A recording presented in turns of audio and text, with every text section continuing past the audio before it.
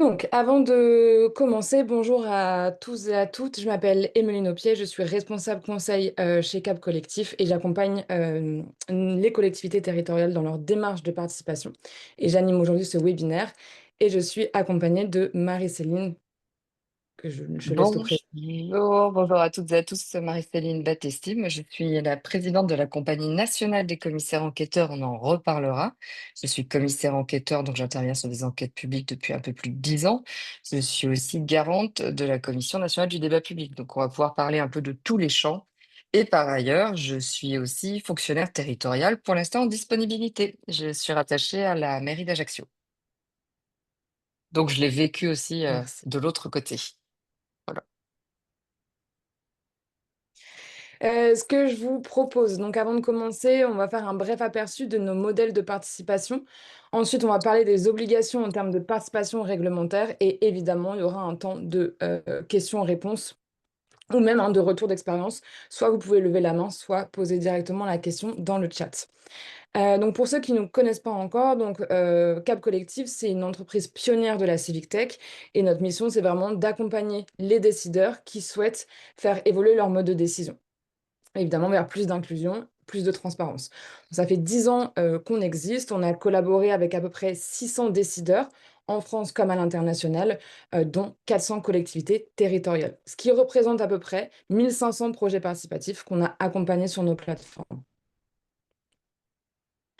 Cette année, on a noué un partenariat du coup avec la CNCE, avec un double objectif. D'abord, d'harmoniser les pratiques en fait des commissaires enquêteurs. On leur a fourni donc une solution numérique simple d'utilisation qui va être rapide à déployer. Et tout ça, évidemment, en les accompagnant pour une prise en main de notre solution numérique. Et le deuxième objectif, c'est vraiment de permettre aux collectivités clientes de faire appel à des commissaires enquêteurs, pour le coup, dans des cadres plutôt de démarche de participation volontaire. Ouais, ça, c'est un nouveau champ, en fait, qu'on expérimente à travers ce partenariat. C'est de se dire, des commissaires enquêteurs, il y en a à peu près 3000 sur l'ensemble du territoire, que ça soit métropole ou outre-mer. Et finalement, ce sont des personnes ressources référentes. On maille tout le territoire. On se disait, bah, les collectivités, peut-être, auraient besoin aussi, parfois, d'avoir un espèce de tiers. Un peu neutre, et cetera, pour, garantir des phases de participation non réglementaires. On en parlera, mais du coup, c'est une nouveauté chez nous, donc on vous attend, pour tester aussi. Et donc, chez Cap Collectif, on a 12 modules de participation, qui est quand même une belle boîte à outils. Donc, ça va de la consultation à la votation ou à la cartographie participative. D'ailleurs, on vous montrera un exemple de cette cartographie un peu plus tard. Et cette année, on a lancé le module de concertation réglementaire. Donc, ce module, ça permet évidemment de récolter des avis dans un registre dématérialisé, en se basant sur un modèle toujours interactif pour les utilisateurs et transparent, pour gérer autant les enquêtes publiques que la consultation du public. On a quelques fonctionnalités phares, donc évidemment, on a un accès libre aux éléments du dossier et donc au registre dématérialisé. On a un dépôt d'avis avec une possibilité d'anonymat pour les utilisateurs. Et on a fait 2 outils pour faciliter le travail autant de l'organisateur de la consultation ou du commissaire enquêteur. Tu as un système de réponse officielle. On va pouvoir directement à l'utilisateur dans l'avis déposé, mais aussi on a un outil d'analyse qui va permettre de traiter les contributions avec différents rôles, différents droits à différents moments pour l'organisateur et également le commissaire enquêteur. Hem, on a donc conçu un modèle, pré-paramétré pour, voilà, avoir un lancement assez rapide, mais évidemment le formulaire de dépôt reste totalement ou presque personnalisable. Et les nouveautés, qui vont bientôt arriver sur, nos plateformes, c'est d'abord la participation par mail. Donc un utilisateur va pouvoir participer par mail avec une adresse, voilà, une adresse pré-paramétrée. Et ça va directement se transformer en contribution sur la plateforme. Donc voilà, ça facilite la participation, on élargit les façons de faire participer. Ensuite, on va sortir, un autre modèle, préparamétré, mais là sur la consultation du public. Donc c'est légèrement différent, c'est pour ça qu'on a voulu faire 2 modèles préparamétrés bien distincts. Et enfin, le dépôt sans compte, également pour faciliter la participation, ou un utilisateur ne sera pas obligé de créer son compte pour participer, parce qu'on sait que parfois c'est un frein pour faciliter le dépôt d'avis. Donc c'est bien beau aussi d'avoir plein d'outils adaptés à ses besoins, mais d'abord il faut faire le point sur ses obligations en termes de participation réglementaire, quelles sont les bonnes pratiques, comment identifier ses besoins. Et pour ça, je laisse Marie-Céline prendre la parole. Merci beaucoup. On va entrer dans le vif du sujet. Et il y a une question hein, qu'on se pose tous quand je pense on organise ce type de moment de discussion avec le public, c'est comment j'organise ça finalement pour de vrai, comment je le fais pour, un, respecter mes obligations réglementaires, deux, mobiliser le public et faire de ce moment finalement un véritable moment d'aide à la décision et là, il y a une illustration que moi j'aime bien. Il n'y a rien de pire, en fait, pour notamment un commissaire enquêteur, que de se retrouver seul au fond, dans un bureau au fond d'une mairie, avec un gros, gros, gros dossier et pas de public qui vienne. C'est, bah, je pense, on va le voir, j'espère que je vais vous convaincre, mais que la participation du public, réglementaire, ok, c'est une obligation, mais c'est pas finalement qu'une case à cocher pour valider une procédure. C'est un vrai moment démocratique qui doit vous permettre et qui doit permettre à vos élus de sécuriser juridiquement, mais aussi démocratiquement, la décision qui doit être prise. Et on voit souvent dans les enquêtes ou dans ces moments de participation des éléments que le public soulève et qu'on n'avait pas forcément vus parce que tout simplement, souvent on se fait accompagner de bureaux d'études pour un certain nombre de projets, de plans ou de programmes, mais on a des bureaux d'études qui sont pas toujours sur le terrain. Et qui a la meilleure connaissance du terrain? Bah, en effet, c'est bien les personnes qui vivent sur le territoire à pouvoir avancer. Donc voilà un peu en préambule. Euh, la participation, elle est partout. Aujourd'hui, vous l'avez vu, démocratiquement, ça monte au niveau sociétal, c'est-à-dire qu'on n'a jamais eu une société qui disait avoir autant envie de participer, hein, dans tous les sondages, on le voit. Est-ce que vous voulez contribuer aux décisions publiques, etc. Généralement, c'est oui. Et cependant, en matière réglementaire, comme je vous le disais avant, il y a un vrai enjeu de mobilisation du public. C'est là un peu où on va être justement attentif aux différentes modalités, où le commissaire enquêteur notamment peut être là pour vous accompagner et vous aider. C'est que d'un côté, on a un territoire qui veut participer. Vous avez vu la crise des Gilets jaunes, etc. C'était aussi ces moments-là. Et d'un côté, quand on organise ces procédures de discussion, bah, parfois le public n'est pas au rendez-vous. Et la participation, finalement, elle est partout, et notamment dans les collectivités, parce que soit dans votre commune, vous êtes un lieu de consultation d'un dossier pour un projet qui est fait par un autre porteur de projet, donc quelque part, vous êtes un lieu d'accueil, donc comment j'organise ça pour le mieux, comment je flèche, comment j'aide le public à trouver les bonnes ressources, et parfois vous êtes bah, vous-même organisateur d'une procédure réglementaire de participation du public, parce que derrière, c'est vous le décideur. Notamment, c'est le cas, alors 50% des enquêtes publiques aujourd'hui, ce sont notamment des documents d'urbanisme, carte communale, plan local d'urbanisme, PLUI, donc intercommunal. Ça, c'est 50% aujourd'hui des moments de participation dans les territoires. Donc la participation, finalement, elle est partout. Et il y a aussi beaucoup de collectivités, et c'est pour ça que sur la plateforme de Cap Collectif, vous avez de nombreux modules qui viennent entamer un dialogue citoyen tout au long de l'année, en dehors des périodes réglementaires. C'est par exemple les exemples de budget participatif, ou alors quand vous avez un quartier à réaménager et pas d'obligation réglementaire, vous pouvez toujours consulter le public. Le public, finalement, c'est une bonne ressource d'aide à la décision. En tout cas, c'est un passage, à mon avis, qu'on ne peut pas louper. Et tout comme les services publics se construisent à partir des besoins du territoire, bah, la participation aussi. On peut passer. La participation, en tout cas, pour aussi vous convaincre, la participation notamment réglementaire, mais pas que, c'est aussi quelque chose, un moment qui vous permet de sécuriser vos projets de manière juridique. Tout ce qui est réglementaire, vous le savez, ça relève d'une obligation, et cette obligation, on doit la remplir correctement. L'avantage dans la participation du public, et notamment l'enquête publique, on le verra aussi sur la consultation du public, c'est que toutes vos obligations sont listées. C'est-à-dire que le cadre réglementaire est est très fixé. Donc, j'aurais tendance à dire, il n'y a qu'à suivre pour aujourd'hui sécuriser juridiquement une procédure. Mais vous allez voir, et on va en discuter, finalement, à chaque étape, il y a toujours des petits moments où il y a des choses qui passent plus ou moins bien ou qui sont plus ou moins bien faites. On parlera notamment de la publicité, on parlera de comment on arrive à rattraper quelque chose qui dérape. Parce que certes, c'est une procédure réglementaire, souvent, mais faut pas perdre de vue que finalement, elle a pour but de bien informer la population, de lui permettre de participer à la décision. Et donc, on va trouver des chemins vers cette sécurisation juridique et on parlera aussi des plateformes de participation numérique parce qu'elles permettent notamment de tracer tout ça. En tout cas, une procédure bien menée, ben, c'est finalement de la valeur ajoutée pour la décision et une réelle protection des décisions qui sont prises, notamment au niveau juridique. Là, je vous ai remis en gros 3 grands types de participation, encadrés, mais il y en a d'autres, ça c'est les principaux. Il y a d'abord la concertation, donc tout ce qui est en fait au démarrage d'un projet, quand vous avez l'idée, quand, le projet n'est pas encore très établi, et donc on va discuter au stade de la concertation, notamment de l'opportunité.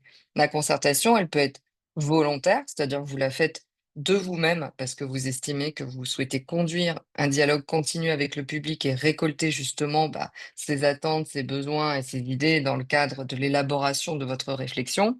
Soit elle peut être aussi obligatoire et donc réglementaire.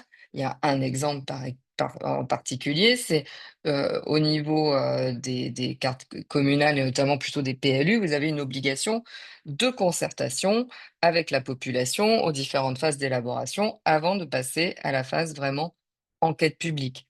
Donc le premier moment, c'est la concertation. On est très en amont, les options restent très ouvertes.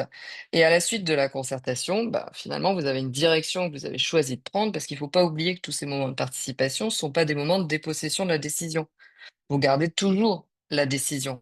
Mais normalement, la participation du public doit vous aider à l'améliorer par la connaissance, justement, l'usage, la connaissance, du quotidien. Un deuxième grand volet de la participation, c'est la participation, on va le voir après sur un schéma aussi, mais c'est la participation, en fait, plutôt juste avant la prise de décision et donc sur un projet qui est élaboré ou par exemple, si vous aviez une obligation de faire une étude d'impact ou de voir, en fait, tous les impacts que le projet peut avoir sur l'environnement, sur le cadre de vie, en matière de santé, en matière économique et cetera, bah, vous avez un moment de participation préalable à la décision et ce moment de participation, qui est appelé participation aval, ça va être, une enquête publique, une participation du public sous forme de consultation, on va en parler, ou une participation du public par voie électronique. Et donc ça, c'est vraiment le moment juste avant la prise de décision. La différence, c'est que sur l'enquête publique ou la consultation du public, vous avez un acteur qui est le commissaire enquêteur. Sur la participation du public par voie électronique, PPVE, tout se passe en ligne. Il n'y a pas d'acteur tiers de confiance, type commissaire enquêteur, justement pour bah, aider le public à comprendre les enjeux et puis récolter sa parole. Donc voilà en gros les grands types de participation. Si j'ai mis une illustration d'un code à côté, c'est parce que vous allez les retrouver en effet dans des codes. Les trois principaux codes qui organisent la participation du public.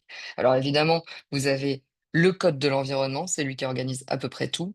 Mais vous avez aussi dans les collectivités d'autres codes, et notamment le code de l'expropriation pour cause d'utilité publique, que vous devez aussi connaître pour toutes les procédures liées à la maîtrise foncière ou à l'établissement de servitude. Et puis, vous avez aussi le CRPA, le Code des relations entre le public et l'administration, qui lui va traiter de l'organisation en fait des autres moments de participation qui ne sont pas déjà prévus dans le Code de l'environnement et dans le Code de l'expropriation. C'est notamment toutes les enquêtes qui peuvent être en relation avec la voirie communale. Les intégrations, les passages dans le domaine public, et cetera, ou dans le domaine privé de la collectivité, les aliénations de chemins ruraux. Tout ça, vous allez les retrouver dans le CRPA. Donc ça, c'est les 3 grands codes qui organisent la participation du public et où vous allez trouver des modalités d'organisation. Mais le 1, c'est quand même le code de l'environnement. C'est ça qui fonde la participation du public. Ça, c'est ce que je vous disais à mon aval, juste pour vous remettre un peu, bien les idées, sur une frise. Ça, c'est ce qu'on appelle, communément le continuum de participation. C'est comment finalement je trace la ligne de vie du projet et comment finalement je fais participer un territoire de l'idée à la décision, voire même après, on peut aller plus loin, on peut associer aussi le public au suivi de travaux, notamment pour des installations classées pour l'environnement, donc qui ont un impact fort sur l'environnement et la santé. Il y a des comités de suivi qui peuvent être mis en place. Ou si vous avez une carrière sur votre territoire, c'est pareil. Il y a de l'association aussi du public sur la vie du projet. Mais donc, très à l'amont, débat public ou concertation préalable, là on est sur du champ réglementaire.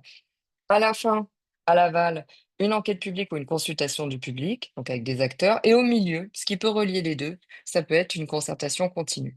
Vous avez dans la participation du public, c'est pour ça que parfois ça peut paraître un peu compliqué, en tout cas quand on n'est pas dedans, des acteurs différents. À l'amont, donc débat public ou concertation préalable, vous avez une autorité indépendante administrative qui est la Commission nationale du débat public qui va organiser ces phases de participation avec un acteur qu'elle gère, un garant. Et ce garant va être en mesure de faire aussi le joint avec la jonction avec l'enquête publique. À l'enquête publique, vous avez un autre acteur, c'est le commissaire enquêteur. Historiquement, en fait, la participation du public, elle s'est plutôt construite par agrégation. Historiquement, vous avez l'enquête publique et le commissaire enquêteur. Et puis finalement, comme l'enquête publique apparaissait peut-être parfois trop tardive sur certains projets pour pouvoir vraiment les infléchir, et bien petit à petit, en amont, on est venu greffer d'autres obligations réglementaires, débat public, concertation préalable. À l'enquête publique, donc vous avez un acteur qui est le commissaire enquêteur. Le commissaire enquêteur, il est plutôt indépendant. C'est une mission, c'est un collaborateur occasionnel du service public. En gros, il n'est pas employé par quelqu'un. Il est désigné par une autorité. Quand c'est le code de l'environnement, c'est l'autorité de désignation, c'est le tribunal administratif que vous devez connaître. Le commissaire enquêteur est désigné par le président du tribunal administratif parce qu'il est inscrit sur une liste d'aptitudes. Donc, dans chaque département, vous avez une liste d'aptitudes aux fonctions de commissaire enquêteur qui est établie chaque année et qui vous liste les personnes qui peuvent intervenir sur des phases de participation du public. D'ailleurs, si vous avez envie de devenir commissaire enquêteur, il n'y a pas de condition de diplôme ou d'âge. Il faut avoir une appétence en fait pour la participation, des qualités d'écoute et de synthèse. Donc n'hésitez pas, on est encore à temps. Chaque année, avant le 1er septembre, vous pouvez envoyer une candidature dans la préfecture de votre département pour devenir commissaire enquêteur. Et moi, j'avais trouvé ça intéressant en tant qu'agent public de voir les deux côtés. D'être commissaire enquêteur, mais d'être aussi porteur de projet dans ma collectivité. Ça m'a aidé à améliorer en fait ma vision et la façon dont je construisais les dossiers en me disant, je ne construis pas qu'un dossier technique pour des services instructeurs, je construis aussi un dossier pour que le public puisse se l'approprier. Donc justement, ça peut être intéressant d'avoir les deux côtés et ça permet de voir d'autres projets. Donc c'est pour ça que moi, initialement, je suis devenue commissaire enquêteur. Et donc le commissaire enquêteur, donc on est nommé, soit seul, soit en commission et quand on est en commission, on est en nombre impair souvent parce que le commissaire enquêteur dans l'enquête publique donne un avis à la fin. Ça, c'est une autre grande différence entre un commissaire enquêteur et un garant, c'est-à-dire que un garant va garantir la participation, mais n'interviendra pas sur le fond du dossier.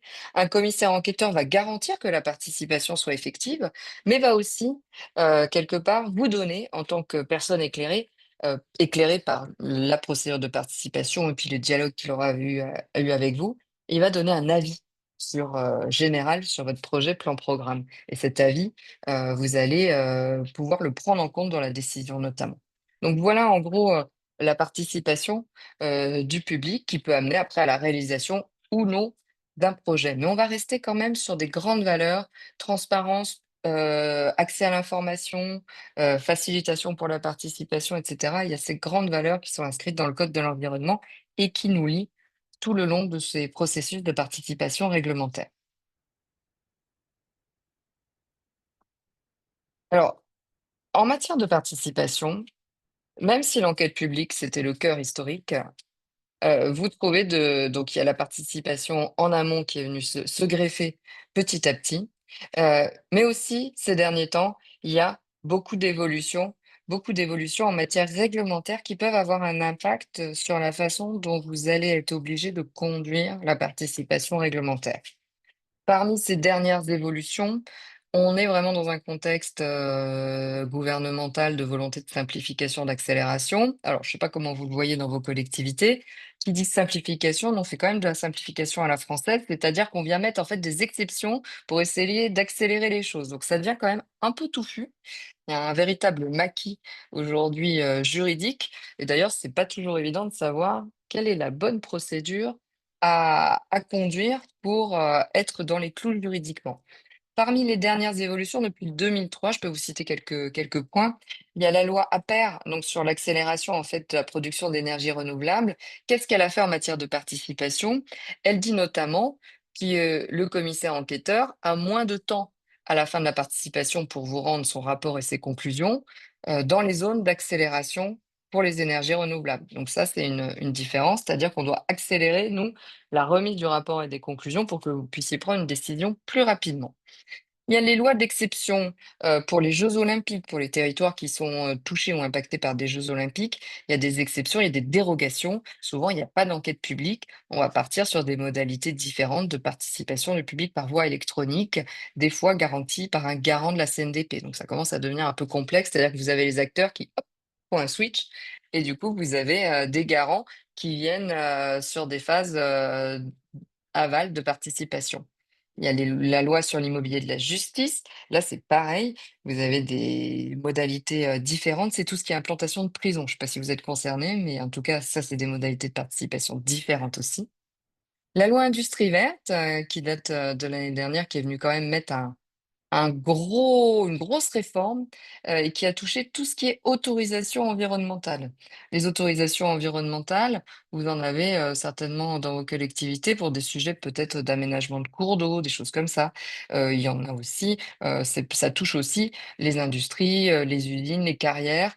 Tout ce qui est aujourd'hui autorisation environnementale, quand il n'y a pas une autre procédure genre une procédure de maîtrise foncière qui lui est associée, eh bien, vous allez passer par une nouvelle modalité qui est inscrite dans le Code de l'environnement et qui s'appelle la consultation du public. Et la consultation du public, issue de la loi Industrie verte, qu'est-ce qu'elle change?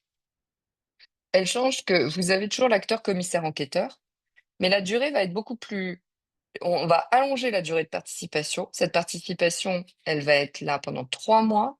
Elle va être beaucoup plus numérique. Il y aura des réunions publiques obligatoires conduites par le commissaire enquêteur. Par contre, elle est allongée, mais elle démarre beaucoup plus tôt. Là où l'enquête publique démarre quand le dossier est ficelé, que tous les avis qui devaient être rendus par des organismes de consultation, je pense notamment à l'autorité environnementale, mais pas que, ont été rendus, là, vous pouvez démarrer l'enquête publique. Le public démarre avec un dossier complet sur lequel il y a déjà eu des avis émis. La consultation du public issue de la loi Industrie verte, en fait, ce qui se passe, c'est qu'elle démarre beaucoup plus tôt et vous avez une parallélisation, en fait, des phases d'instruction par les services instructeurs et de participation du public dans un but de gagner un peu de temps. C'est-à-dire qu'au lieu de démarrer la participation du public quand le processus d'instruction est terminé, vous allez le démarrer pendant et ça va changer des choses pour vous, notamment, parce que si dans l'enquête publique, finalement, quand ça démarre, vous êtes un peu tranquille et vous êtes finalement en dialogue avec le commissaire enquêteur plutôt à la fin, et bien là, pendant la consultation du public, il y a une sorte de volonté d'interaction, heu, questions-réponses du public presque, instantanément, pas instantanément, mais au fil de l'eau et donc vous allez pouvoir répondre aux questions que se pose le public, pendant ces 3 mois et donc potentiellement le commissaire enquêteur qui va animer ce temps de participation, il va vous mettre à contribution pour répondre tout ce temps. Donc c'est un temps de mobilisation différent pour vous et dans la consultation du public, donc 2 réunions publiques obligatoires, une au début, une à la fin. Et là, qu'est-ce qui se passe? Pendant ces réunions publiques, c'est le porteur de projet qui s'exprime notamment. Donc potentiellement, c'est vous. Donc il y a des phases de préparation et de préparation notamment de vos élus, si c'est eux qui prennent la parole. Donc c'est pas tout à fait pareil en termes d'implication dans le territoire.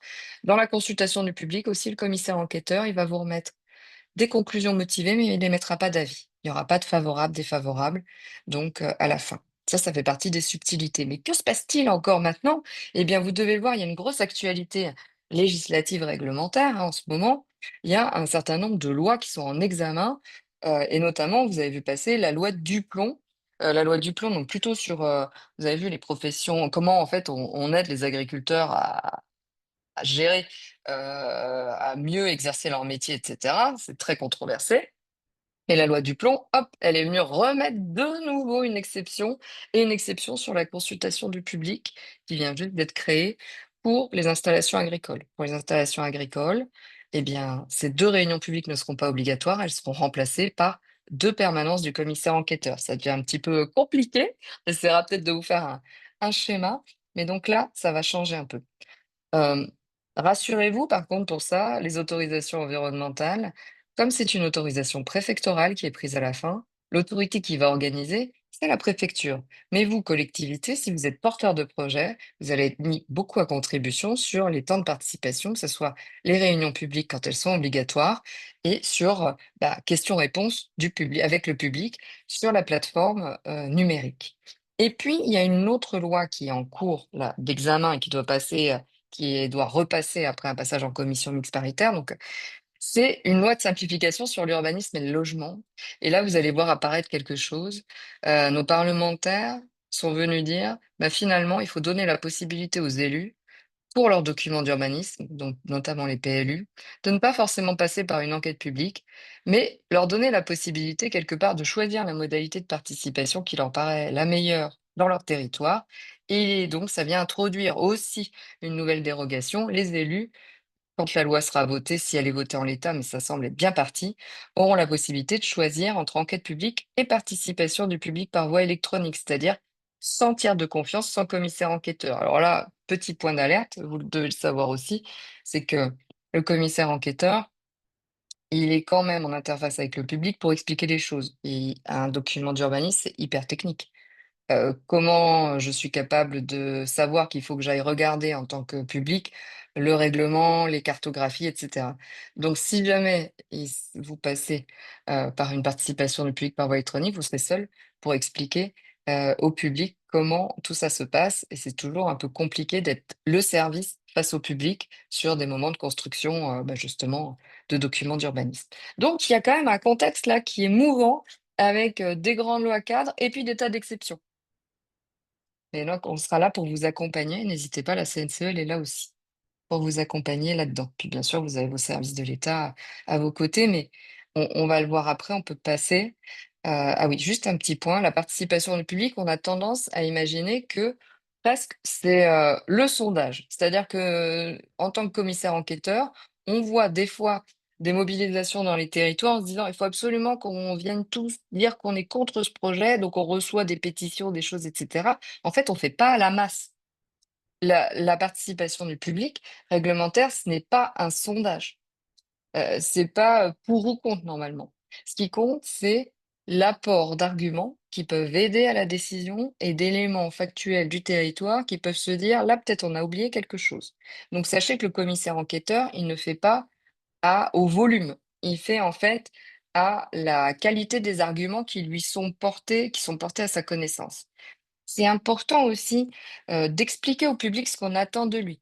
Heu et justement, de dire au public: «Attention sur ces phases de participation, on n'est pas sur du sondage, on n'est pas sur du référendum, on est sur comment on peut améliorer la décision qui doit être prise in fine?» Et ça, c'est quelque chose qui est très peu su ou compris. Finalement, aux acteurs, on leur demande, notamment à vous, collectivités, de venir, justement, mener des procédures et bien les mener, mais on ne dit pas au public, lui, comment il doit se positionner finalement vis-à-vis de ces moments de participation. Donc voilà, surtout, c'est important d'avoir ça en tête. Parce que j'ai des collectivités qui me disent: «Oh là là, mon Dieu, on a 3 collectifs qui se sont, mobilisés, on a des pétitions énormes, comment ça va se passer? Comment le commissaire enquêteur va analyser ça?» Eh ben, en fait, il va analyser aux arguments. Il va pas analyser au volume. On peut passer.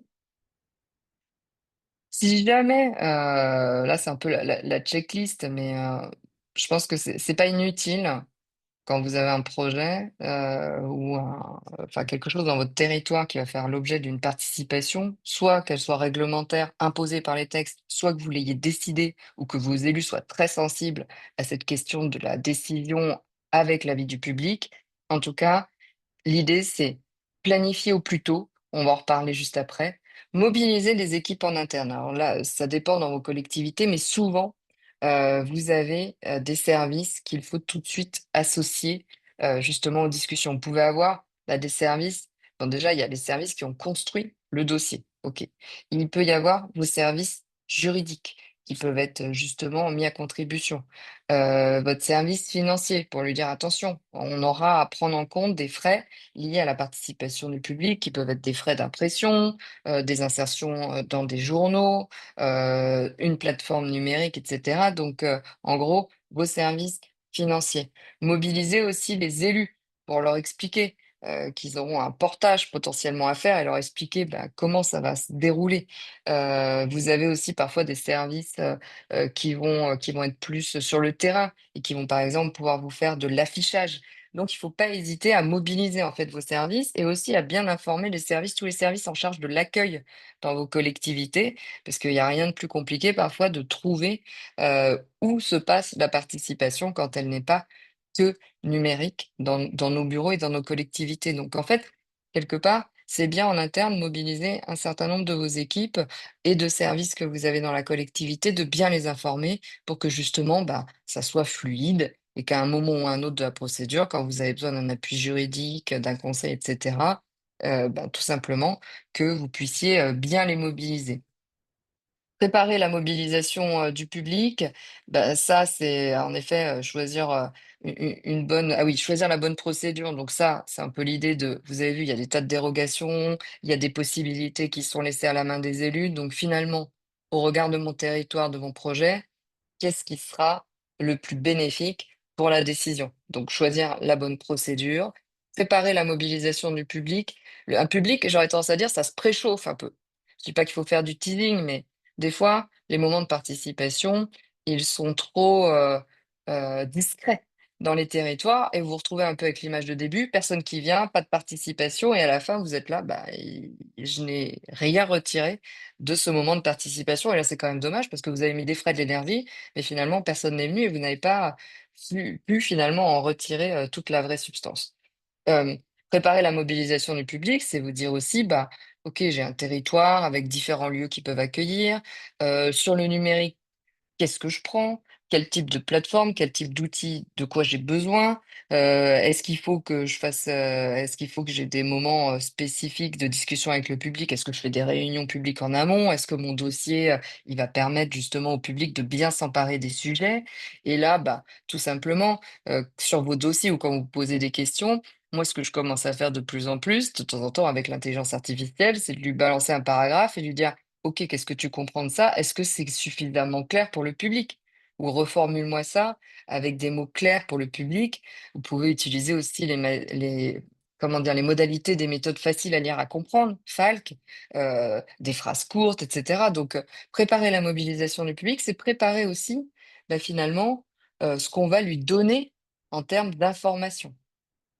Bien sûr, collecter des contributions efficacement, exploiter les résultats, assurer la traçabilité, tout ça, ça va être très, très facilité par le numérique et on en parlera après avec, les outils de cap collectif, mais c'est vrai que tout ça, c'est largement facilité par le numérique. Sinon, vous êtes encore à venir vous, scanner, bah, finalement des contributions papier et cetera. Il y en aura toujours des contributions papier, mais, le but, c'est quand même de s'alléger et puis d'assurer en effet une bonne traçabilité de tout, notamment pour les besoins juridiques. Quand je vous parlais, on peut passer de planifier toujours et presque plus tôt que prévu. Quand vous faites vos rétro-planning et quand vous dites, bah, quand les élus vous disent: «Quand est-ce qu'on va passer en conseil municipal? Quand est-ce qu'on va délibérer? Quand est-ce qu'on va pouvoir décider?» Vous avez intérêt dans les rétro-planning à toujours intégrer des phases de participation, à prendre un peu de mou sur ces moments-là. Des mous pourquoi? Du mou pourquoi? Parce qu'il y a des fois, il y a des choses qui, vous aviez pensé programmer une enquête publique à telle période, mais finalement, avec le commissaire enquêteur, vous décidez que la meilleure période, c'est pas celle que vous aviez imaginée. Le moment de participation du public, dans l'enquête publique, le commissaire enquêteur, il a la main pour vous dire: «Bah, moi, je pense qu'il faut allonger la durée et au lieu d'un mois, vous partez sur un mois et demi», par exemple. Vous avez des difficultés à répondre aux questions qui sont posées par le public, vous allez prendre plus de temps, ça peut allonger vos délais. Donc n'hésitez pas à prendre un peu de mou et surtout, au plus tôt, dans vos plannings ou dans les plannings de vos collègues hyper techniques, à venir recaler les phases de participation du public. Moi, j'ai vu souvent des plannings faits par des bureaux d'études, donc techniques, sur bah, là, on a l'avant-projet, là, on a ci, là, on a ça, etc. Et qui ne mêlaient pas finalement le volet réglementaire avec les consultations obligatoires de certains organismes et le temps nécessaire à leur consultation, la participation du public, etc. Le temps d'analyse après la participation. Donc n'hésitez pas. Parfois, ce sont des éléments qui sont vraiment réduits, voire inexistants dans certains plannings d'opération, et ça fait capoter bah, finalement tous les délais que vous aviez annoncés à vos élus. Quand je vous disais mobiliser les bons interlocuteurs en interne, etc., il y a aussi en externe. En externe, vous avez des interlocuteurs, services de l'État, notamment la possibilité de demander des cadrages préalables au service de l'État. Qu'est-ce qui doit être dans mon étude d'impact? Quels sont les enjeux du territoire? Et puis aussi, vous pouvez mobiliser, bien sûr, les commissaires enquêteurs. Alors, quand je vous dis mobiliser les commissaires enquêteurs en amont, ça peut être vous rapprocher. Imaginons que vous avez un sujet sur votre territoire, je ne sais pas, vous avez une extension de carrière pour lesquelles la commune a déjà modifié son document d'urbanisme. Pour vous, c'est un bon projet parce qu'il y a de l'activité économique, etc. Je ne sais pas. Ou un projet de photovoltaïque qui est fait par un particulier, mais qui est plutôt soutenu au niveau local, par des élus. N'hésitez pas, dans tous les territoires, vous avez des compagnies de commissaires enquêteurs, des compagnies, c'est-à-dire des associations de commissaires enquêteurs. N'hésitez pas à vous rapprocher des associations de commissaires enquêteurs. Vous aurez toutes leurs coordonnées après à la fin. Ben, pour justement dialoguer sur ben, est-ce que les commissaires enquêteurs, par exemple, dans ce territoire, ils sont bien formés sur cette question-là? Qu'est-ce que la compagnie voit comme dynamique? N'hésitez pas à dialoguer. En fait, on est beaucoup en conseil aussi. Avant même que vous ayez demandé la désignation d'un commissaire enquêteur, les compagnies et la CNCE peuvent être là en conseil et aussi pour venir former ou dialoguer avec vos équipes pour justement vous dire bah, comment ça se passe une procédure de participation. Donc n'hésitez pas, on est là en relais aussi pour bah, vous accompagner sur ces moments-là. Quand je dis informer bien, écoutez mieux, traitez clairement. Informer bien, en effet, l'information, c'est le premier volet. Si votre public n'est pas informé, il va pas pouvoir participer. Et on va en parler sur le numérique aide, mais n'est pas le seul moment qui permet d'informer le public. À travers le partenariat aussi entre Cap Collectif et la CNCE, il y a aussi un autre acteur, c'est la Poste. Donc n'hésitez pas toujours à aller vers vos publics pour leur dire voilà comment ça va se passer. N'hésitez pas à dire clairement au public où est-ce qu'il va pouvoir et quand est-ce qu'il va pouvoir participer.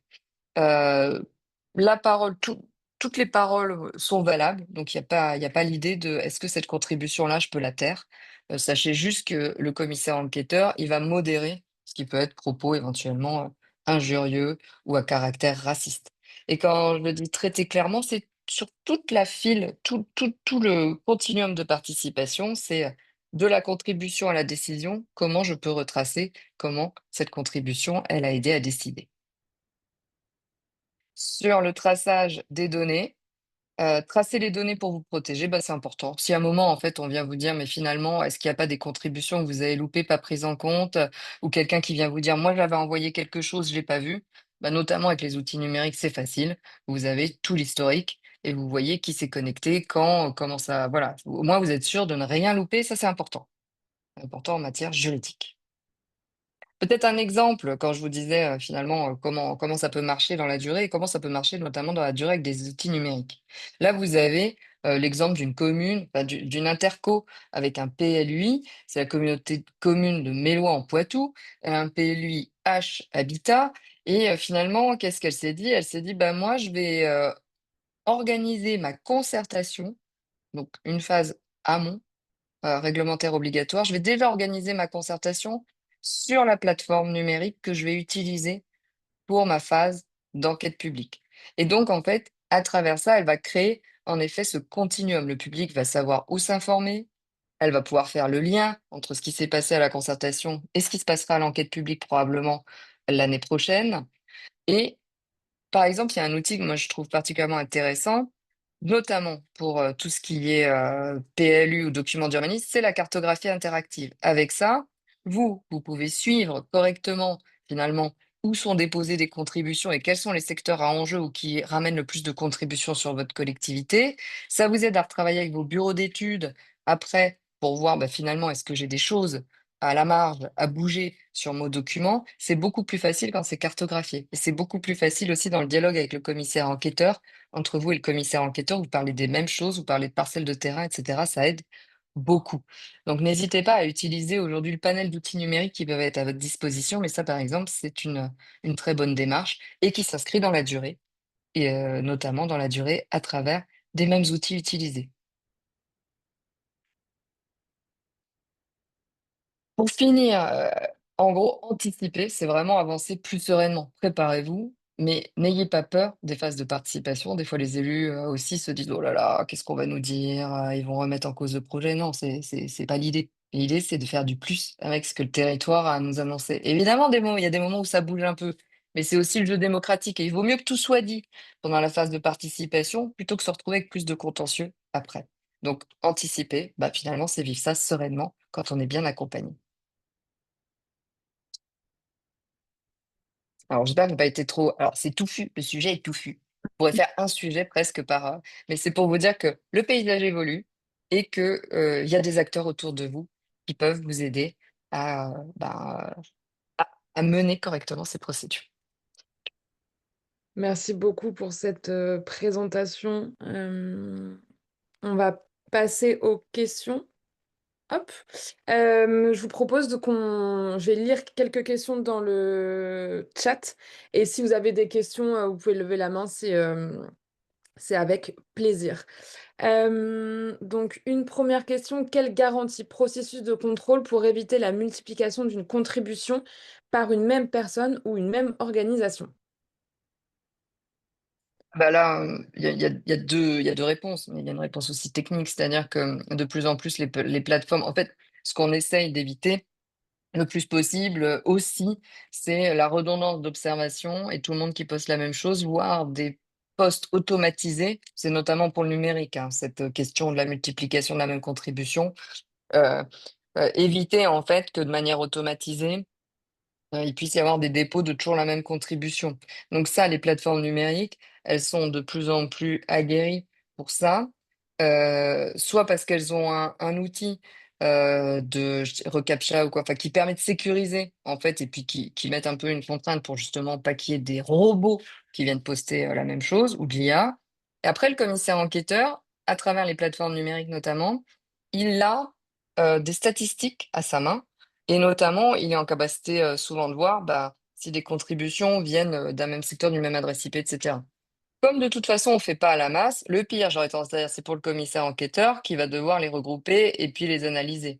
Mais c'est plus un problème, finalement, pour le commissaire enquêteur que pour vous. Mais les moyens numériques, permettent d'éviter cela ou d'alerter le commissaire enquêteur sur le fait que, attention, il y a quelque chose qui vient d'une même source. Alors ensuite, c'est plus une remarque, qu'une question, mais je trouve ça, assez intéressant. Donc, c'est Amélie qui nous dit: «Il me paraît important aussi d'avoir une dernière étape de restitution pour tenir les participants informés de la décision prise par la collectivité». Ah Je sais pas si merci tu as une Amélie. Merci, Amélie. Ouais, ça c'est primordial parce qu'en fait, si on ne dit jamais au public comment, quelle est la décision prise, où la trouver, et cetera, et puis comment finalement la participation du public a été prise en compte dans la décision, bah, finalement, on a un public qui nous dit: «Tout est joué d'avance, c'est vous qui décidez toujours», et cetera. Donc oui, c'est super important d'avoir une étape de restitution. D'ailleurs, rien ne vous empêche, et même dans le code de l'environnement, c'est noté, que vous pouvez organiser une réunion de reddition des comptes pour expliquer au public finalement ce que vous avez décidé. Heu, c'est compliqué pour le public souvent de savoir quand la décision est prise, que ce soit un arrêté préfectoral ou une délibération, et de lire le document. C'est compliqué de lire un acte administratif. Donc n'hésitez jamais à décrypter, à faire de l'info dans vos territoires quand la décision est prise, pour que justement le public, ben, puisse, bien comprendre à quel moment, bah, justement, il pourra consulter cette décision. Sur, le site de la Compagnie nationale des commissaires enquêteurs, on essaye de mettre nos commissaires enquêteurs à contribution pour venir, on a un annuaire des procédures, qui est en cours de remplissage et de capitalisation et on dit à nos commissaires enquêteurs: «Venez indiquer, quand justement la décision est prise. Après, ça peut être des évolutions des outils. Et je crois que notamment sur les plateformes numériques, il y a la possibilité d'alerter les participants sur de nouveaux événements. Mais du coup, ça, c'est super important, en effet, de faire un retour vers le public. C'est rarement fait, Amélie, mais ce serait super important d'y arriver. Et ensuite, une question d'Emmanuel. Donc, quelle formation, supervision des équipes de commissaires enquêteurs pour garantir probité, neutralité de cette mission? Quelle mise à jour des listes d'aptitudes et contrôle des compétences pour assurer cette mission? Ah, c'est un vrai enjeu, ça, Emmanuel, parce que on est organisé sous forme d'association et le commissaire enquêteur, quelque part, c'est quelqu'un d'indépendant. C'est-à-dire qu'on n'est pas dans une structure qui va dire il faut faire. Nous, on ne peut que préconiser, mais en gros, on n'a pas d'action. Les commissaires enquêteurs ne sont pas nos employés à la CNCE. Donc, c'est particulièrement compliqué à animer ce réseau. Par contre, de par le Code de l'environnement, on a une obligation de formation qui n'a pas été définie, certes, au niveau des textes. Mais qui forme les commissaires enquêteurs aujourd'hui? Les compagnies locales de commissaires enquêteurs, si vous regardez sur leur site, vous verrez. D'ailleurs, n'hésitez pas à vous en rapprocher parce que ça peut être sympa d'avoir en fait des formations aussi avec des collectivités. Euh, Aujourd'hui, il n'y a pas de référentiel, mais la CNCE, elle pousse de plus en plus à la création d'un référentiel. Et nous, on vient de créer une plateforme en ligne de formation pour nos commissaires enquêteurs, avec en effet des tests, des quiz, et on espère pouvoir petit à petit, en effet, amener nos commissaires enquêteurs à se poser des questions. Est-ce que mes connaissances sont à jour? Est-ce que je suis toujours en capacité de conduire des enquêtes publiques ou des phases de participation? Tous les 4 ans, on doit repasser en commission quand on est déjà inscrit et qu'on veut se renouveler. Donc tous les 4 ans, la commission d'aptitude, donc qui est présidée par le tribunal administratif, mais qui est organisée en préfecture, parce que le secrétariat de la commission est en préfecture. Cette commission, il y a de nombreux acteurs, des élus, des services de l'État, des associations de défense de l'environnement, le tribunal, un commissaire enquêteur aussi. Et donc cette commission, elle évalue, elle pose des questions au commissaire enquêteur pour juger s'il est toujours apte, s'il a mis ses connaissances à jour. Et quand on passe en renouvellement, on doit fournir la liste des attestations des formations que nous avons suivies. Donc au niveau national, à la CNCE, on organise un webinaire par trimestre pour ouvrir un peu les horizons. Et toutes les compagnies de commissaires enquêteurs forment leurs commissaires enquêteurs. Il y a aussi notamment une formation initiale qui est prévue avant le démarrage des enquêtes. On est en train de se professionnaliser un peu nous aussi. Mais en tout cas, c'est toujours une vraie question. Il faut vraiment qu'on reste formé et informé de ce qui se passe dans les territoires. Ensuite, une question, je pense que tout le monde se pose et je pense que c'est une ressource importante. Existe-t-il un document simple, clair et concis qui retrace tous les types de démarches participatives obligatoires et même les caractéristiques de chacune? Bah, s'il est pas, nous on l'a construit, mais vu que les textes évoluent rapidement, il faudrait qu'on le mette à jour. Mais on pourra vous faire quelque chose, je pense, avec Cap Collectif, espèce de Ouais. le poster réglementaire que vous allez Le- pouvoir vous afficher sur votre bureau. La joie, la joie. C'est vrai, c'est un document, je pense, qui est important et on pourra tout à fait y réfléchir, même avec les évolutions, de voir comment on peut le Mais mettre à surtout jour. quelque chose de simple. Ouais, quelque chose Oui, de simple. Parce que des et fois, on voit des enchaîner. logigrammes, on a quand même envie de se flinguer. Exactement. Une autre question d'Emmanuel. Donc, quelle pondération des contributions par commission d'enquête, mobilisation contre toujours plus facile que pour un projet? Bah, nous, voilà ce que vous disiez, on fait pas la masse, donc on pondère pas. On regarde si dans les contre, si c'est juste je suis défavorable sans argument, ben nous, on va le tracer en disant, OK, il y a eu de la mobilisation, etc. Mais il n'y a pas de pondération. Tous les avis comptent, mais c'est plutôt pas tous les avis, c'est tous les arguments comptent. Voilà. Ensuite, un message de Lorelei. Donc, quelles sont les obligations spécifiques au registre numérique pendant le temps de déroulement d'une enquête publique, l'anonymat possible des participants, apporter des réponses aux questions, autres? Ça va être différent. Alors, déjà, permettre l'anonymat, c'est quelque chose qui est important, je pense, même si je pense que c'est important en termes de participation, même si dans les textes réglementaires, etc., il n'y a pas marqué. C'est pas, c'est quelque chose qui est venu de l'usage, tout simplement aussi parce que c'est venu des registres initialement papier. et que le commissaire enquêteur, bah, c'est pas un commissaire de police, il ne vérifie pas l'identité, tout le monde doit pouvoir contribuer, et même des personnes qui ne sont pas du territoire. Donc, il y avait cette forme de je peux contribuer anonymement, parce que c'est les arguments qui comptent. Et je pense que c'est ça qui a été repris aussi, cette logique qui a été reprise dans les registres numériques. Donc, on garde cette logique.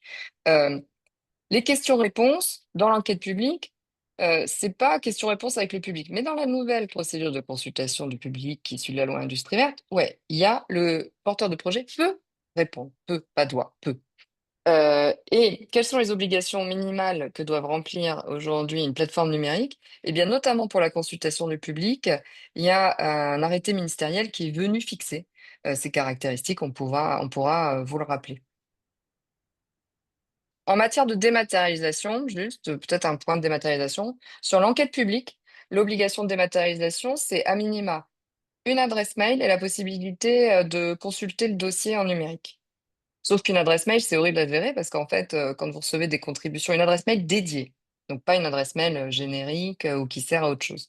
C'est compliqué parce que faut rien louper, pas que ça passe dans les spams. Et ensuite, les contributions que vous recevez en numérique, il faut les mettre à disposition de tout le monde en ligne. Donc, c'est un peu de la manip compliquée. Pour les consultations du public issues de la loi Industrie verte, bah là, en fait, il vous faut une plateforme numérique. Il vous faut, voilà, ce qui n'est pas l'obligation dans l'enquête publique. Moi, je ne pourrais que conseiller de ne pas rester qu'avec l'adresse mail parce que aussi en termes de participation du public, vous avez tous dû voir ces affichages avec l'adresse mail, par exemple, prévue par la préfecture. Euh, démarche, participatif, autorisation, environnementale, machin, arrobas, bref. Enfin, personne n'arrive à la taper, hein, cette adresse mail. N'hésitez pas, hein, à simplifier tout ça et vous simplifiez à vous aussi la vie et vous déléguer de ces phases de gestion. Souvent, les plateformes de participation, ça coûte moins cher qu'une insertion presse. C'est juste pour vous donner un ordre d'idée. Parce que les insertions presse, c'est ça qui coûte presque le plus cher. Et dernière question encore d'Emmanuel, merci beaucoup pour votre participation active dans le chat. Quel profil des commissaires enquêteurs, la proportion, l'âge, aussi la proportion homme-femme? On remonte un peu. Alors, historiquement, le commissaire enquêteur, c'est quand même quelqu'un issu des services de l'État. Historiquement, vous aviez beaucoup d'anciens fonctionnaires ou de commissaires, de gendarmerie, etc. Pourquoi? Parce que c'était des lieux où on faisait un peu de la retape ou de la réclame pour les fonctions de commissaire enquêteur. Ça commence à changer dans les territoires. On est en train de revoir complètement notre sociologie. Et nous, au niveau de la CNCE, on est en train de mener des statistiques. Maintenant, on est plutôt à... Alors, pour l'instant, on est à 20% de femmes commissaire enquêteur. C'est hyper important, notamment dans la vision, parce que surtout quand on est en commission, on a finalement l'échange homme-femme sur la vision qu'on peut avoir sur certains aspects du territoire est complètement différent, finalement, qu'on soit un homme ou une femme. Donc c'est important de mixer. Et on a de plus en plus maintenant de profils de personnes en activité, donc pas seulement des personnes à la retraite. Et ça, c'est bien aussi, parce que justement, l'idée, c'est que le vivier des commissaires enquêteurs soit un peu en capacité de refléter aussi la société civile.